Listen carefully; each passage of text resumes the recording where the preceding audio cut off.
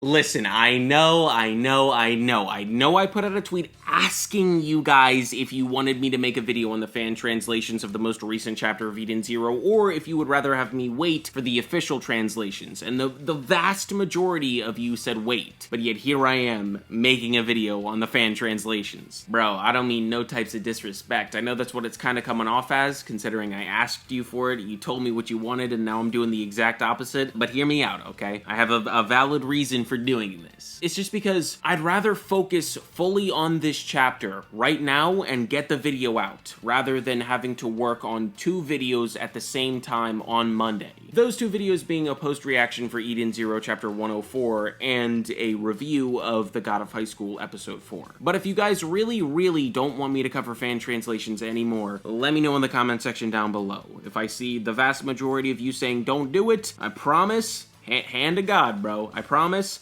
I will never do it again. But with all that out of the way, it is now time to dive into Chapter 104 of Eden Zero, so let's do just that. So this chapter starts out with Rebecca, Homura, and Elsie all taking a bath. And unfortunately, I can't show you guys any of it, okay? That's instant demonetization, maybe even an age restriction, bro. No, sir. Not for me. I'll show you guys one snippet. Ready? It's gonna come quick, and then it's gonna go quick. Ready? 3, 2, 1, bam. Now it's gone. Now you just get to see my avatar as I describe what's going on, okay? So Homura, she stands up from the bath, and she's like, as a warrior, okay? Warrior to warrior. Elsie, I need to challenge you right here to a friendly duel. And bro, just the way that Elsie dispatches of Homura with such ease just reinforces the fact that the Eden Zero crew has now been introduced to just, like, an entirely different tier of power. So after Homura's crushing defeat at the hands of Elsie, all 3 of them get up out of the bath, they put towels on, and they go into the changing room.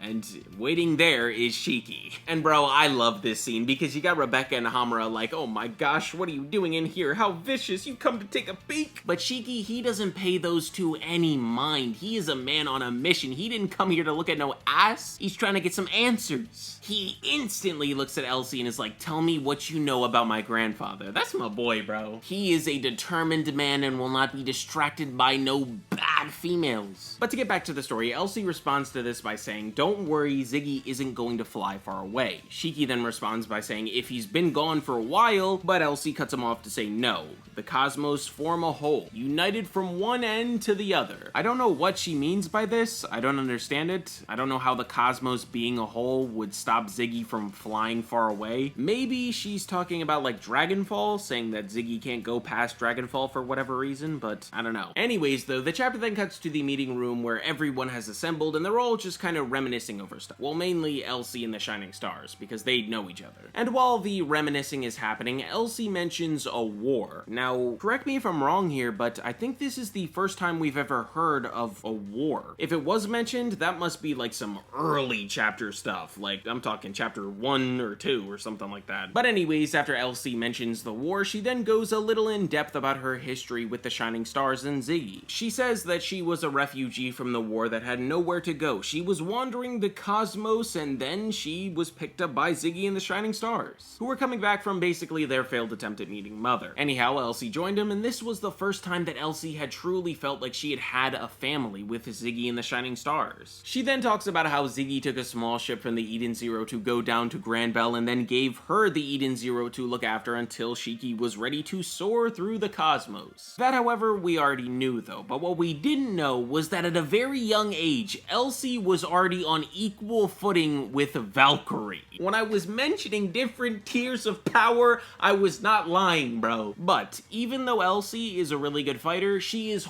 horrible with machines. Like, she was so bad with the Eden Zero that she completely ran out of supplies, and then she would just help herself to other people's houses and their supplies, and that's why people ended up calling her a pirate. But Elsie ain't got no shame, bro. She proud of it. After that, though, we learned something extremely interesting. That little ship that Ziggy took to get down to Granbell, it turns out that Pino took that ship later on and used it to get to Norma. But obviously, Pino doesn't remember any of this. Something happened to her memory, memory, but sister promises that they'll get her memory back. Now, I got a theory about this. Maybe Ziggy sent Pino to Norma to go get Professor Weiss, because he knew something was going on with him. He knew that something bad was about to happen to him. But in the meantime, in order to buy time, he completely shut himself down so whatever bad thing was happening to him would slow down. Maybe it would be like a virus, or maybe like ether poisoning. I don't know. But back to the story. So Elsie explains that after she gave Shiki the Eden Zero, she went back to Granbell because she wanted to tell Ziggy's corpse that she kept up her end of the bargain, or she kept her promise, rather. But to her surprise, there was some ether emanating from his body in very small amounts. But it wasn't the ether of the Ziggy that she knew. It was something dark, something terrible. And that's what I'm saying, bro. Maybe like some ether poisoning. Maybe that's what she was sensing, or like a virus. But who knows? I actually thought Elsie would know. I thought we were gonna get the explanation as to why Ziggy is like this in this chapter from her, but we didn't, and I'm glad that we didn't. Also, Elsie kept like this little fairy drone recorder thing around Ziggy at all times because she didn't want to let him out of her sight because of the weird ether. And then when he woke up, his first words were, "Me under mother." I don't know what that could mean, bro. Moving on, though, Elsie then leaves the Eden Zero and goes back to her ship to pursue after Ziggy, and if the Eden Zero crew wants to come with her, then they must go to the outer cosmos. Shiki, in a surprising turn of events, at least for me, says, "I'd like to chase after my grandfather, and if he's planning something really bad, I'll stop him. But listen, our real goal is still Mother. We're gonna find Mother, and if we run into grandfather along the way, we'll just kick his ass." Listen, I get that Shiki wants to use the wish from Mother to restore Granbell, because Ziggy basically destroyed it. By the way, Ziggy is casually planet level. But back to Shiki, like I said, I get it. But this is your grandfather, dude. Also, by the way, they're now at Dragonfall. Bro, I better see some sick dragons in the next chapter. That's all I'm saying. But anyways, that is going to do it for this one. So thank you all very much for watching. I hope that you all enjoyed. If you did, make sure to like, comment, subscribe, and I will see you all in the next one. Peace out, everybody.